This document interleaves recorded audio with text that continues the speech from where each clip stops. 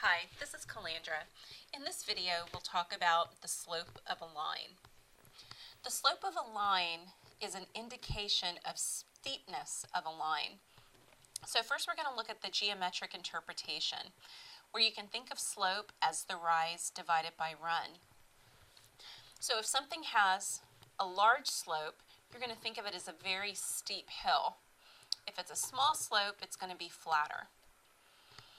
So in this example, we're given a graph of a line, and we want to specify what its slope is.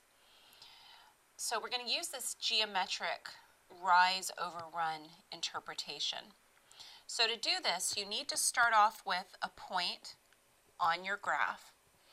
Okay, so it looks like we have the point -1, -3 on our graph.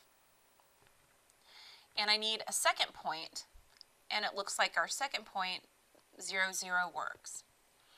So to figure out the slope, we want to determine, okay, how far up or down do we have to go, which is the rise, and how far left or right do we have to go if I start with a point on the line to get to another point on the line. Okay, so if I start with this point down here, how many units up do I need to go before I'm in line with my second point? Well, if I start at -3, so -3 to -2 to -1 to 0, that's 3 units. Okay, so that means I need to rise 3, and since I'm going up in the positive direction, that's why it's positive. And now I also need to move to the right. Well, if I'm going from an x value of -1 to 0, that means I'm going 1 unit to the right. So my run is 1. Again, it's positive because when we go to the right, that's the positive direction for x. So the slope of this line then is just 3. So what this means is for any point on your graph, to get another point on your graph, if you go up 3 and to the right 1, that will take you to another point that's on your graph. Okay, let's determine the slope of our second line here. So again, we need to identify 2 points that are clear. So it looks like I have a x-intercept at 4, and it looks like we have a y-intercept of 4 also. So you just want to identify 2 clear points so you can easily see how many units you have for your rise and for your run. Okay, again, I'm going to move from left to right. So if I start with this point, that's at 0, 4, in this case I'm going to have to go down 4 units so that I'm in line with my second point that I've identified. So since I'm going down, I'm going to signify that with a negative. So my rise in this case is a -4. Well, once I'm at that location, I need to go to the right 4 units, positive direction, to get to another point on the line. So that means that the slope of this particular line is -1. Now, I just happened to pick these 2 points because they were clear to me. If you saw, okay, it looks like 2, this looks like actually 2, maybe 2. If you use that, it doesn't matter what 2 points you use because the steepness is the same all along the line. The only error that we're running into in this example is that, our graph isn't the clearest, so we're kind of estimating our points. Well, we do have a more systematic way that you can find the slope of a line between 2 points. So if you have 2 points identified, x sub 1, y sub 1, and a second point, x sub 2, y sub 2, we can use this formula to find the slope. And so let me just draw it in terms of a graph so you can tie this into your rise over run definition. So if we have our line, and let's say we had our 2 points. Okay, so if this was x1, and its corresponding y value is y1.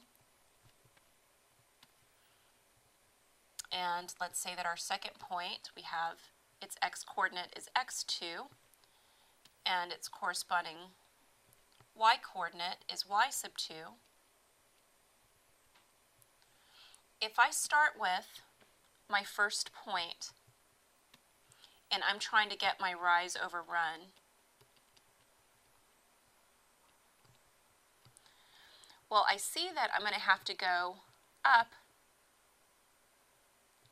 to this value to get my rise. Well, what is that distance going to be? Well, we're going to take the difference of those two y-coordinates. So the first part of our slope formula is that we're going to have y2 minus y1.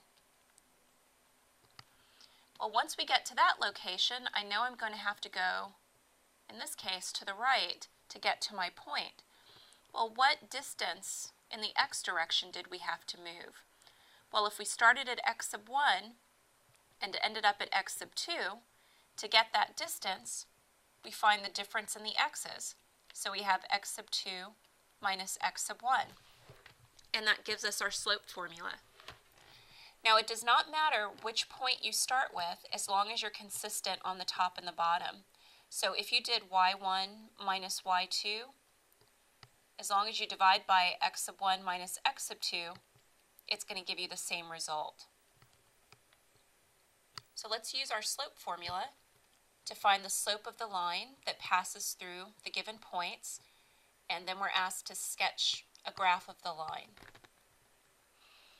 Okay, so I'm going to let my first ordered pair be x1, y1, and my second ordered pair be x sub 2, y sub 2. Although, again, it doesn't matter how you assign it.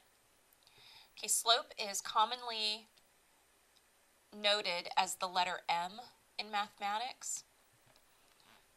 So my slope, M, will equal 7 minus my y1, which is negative 3, divided by 4 minus, and my x value happens to be the same in this case, 4. So in the numerator, I end up with 10, but we end up that we're dividing by 0. Well, anything divided by 0 is undefined. So if we have an undefined slope, what will that line look like? Well, let's plot our 2 points and see. So our point 4, negative 3 will be somewhere down here. And then we also have the point 4, comma 7. So 7 will be up here somewhere. So when I connect my 2 points, I see that we have a vertical line. Okay, so you're actually going to find that every vertical line has an undefined slope. Okay, let's go into part B.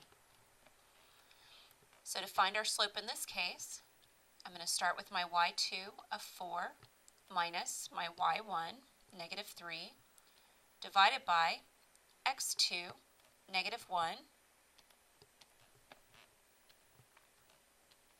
minus x sub 1, which is negative 2. So now we just have some arithmetic to do. So 4 minus a negative 3 becomes 4 plus 3, divided by negative 1 ends up with a plus 2. So this gives us 7 divided by 1, or 7. Okay, so this line has a slope of 7, and we've been asked to sketch what the line looks like. So we're doing that just by plotting our points. So we have the point negative 2, negative 3. It's going to be down here somewhere. And then we have negative 1 and a positive 4.